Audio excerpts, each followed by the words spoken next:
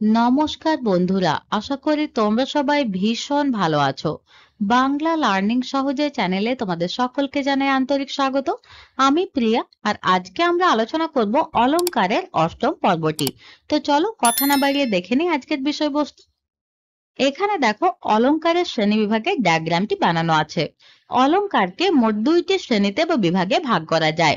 একে শব্দালংকার এবং দুয়ে অর্থালংকার। এখানে শব্দালংকারের বিভাগগুলি দেখানো আছে। একে অনুপ্রাস, দুয়ে যমক, তিনে শ্লেষ এবং চারে বক্রোক্তি, আর পাঁচে রয়েছে পুনরুক্ত পদাভ্যাস। এর মধ্যে অনুপ্রাস, যমক এবং শ্লেষ এই তিনটি বিভাগ আমরা আলোচনা করে এসেছি আগের পর্বগুলিতে।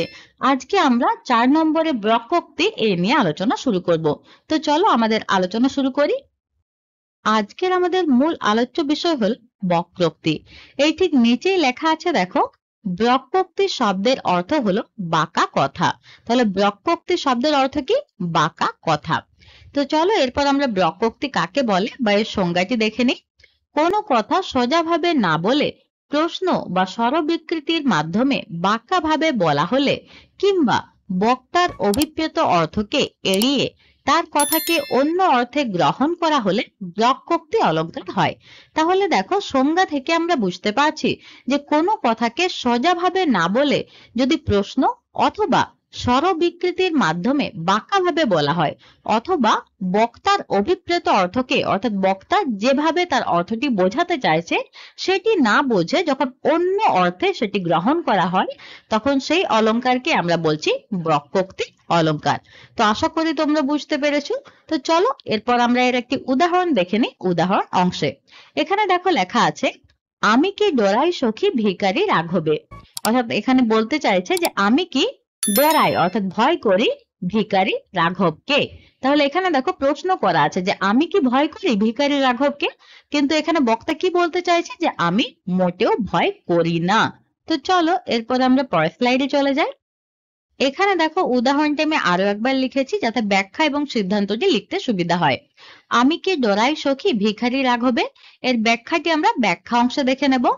আলোচ্য কাব্যাংশে উক্তিটি একটি প্রশ্ন, কিন্তু প্রকৃত অর্থে বক্তা বলতে চান যে তিনি ভিখারি রাঘবকে ভয় পান না। অর্থাৎ সোজা কথাকে সোজাভাবে না বলে বলা হলো বাঁকাভাবে প্রশ্নের আশ্রয়ে। এর থেকে আমরা এই সিদ্ধান্তে আসতে পারি যে এখানে উক্তিটি সোজাভাবে না বলে প্রশ্নের মাধ্যমে বাঁকাভাবে বলা হয়েছে, তাই এটি বক্রোক্তি অলংকারের উদাহরণ। তো আশা করি তোমরা বুঝতে পেরেছো।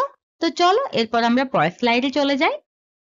এখানে দেখো বক্রোক্তি অলংকারের শ্রেণীবিভাগ দেখানো আছে। বক্রোক্তি অলংকারকে দুইটি শ্রেণীতে বা বিভাগে ভাগ করা যায়। ক্ষয়ে কাকু বক্রোক্তি এবং ক্ষয়ে শ্লেষ বক্রোক্তি। এটিকে আমি লিখেও দেখিয়েছি নিচে দেখো। বক্রোক্তি অলংকারকে দুইটি ভাগে ভাগ করা যায়, যথা ক্ষয়ে কাকু বক্রোক্তি এবং ক্ষয়ে শ্লেষ বক্রোক্তি। তোমরা এভাবে লিখেও দেখাতে পারো। আজ তবে এখানেই শেষ করছি। আশা করি আজকের আলোচনার সমস্তটাই তোমরা বুঝতে পেরেছো। এ বিষয়ে তোমাদের যদি কোনো প্রশ্ন থাকে তো অবশ্যই তোমরা কমেন্ট বক্সে এসে কমেন্ট করো, যার উত্তর তোমরা খুব তাড়াতাড়ি পেয়ে যাবে। তো দেখা করছি পরের ভিডিওতে অন্য কোনো বিষয়ের আলোচনা নিয়ে। ততক্ষণ পর্যন্ত ভালো থেকো, সুস্থ থেকো, নিজের এবং পরিবারের সকলের খেয়াল রেখো। টাটা।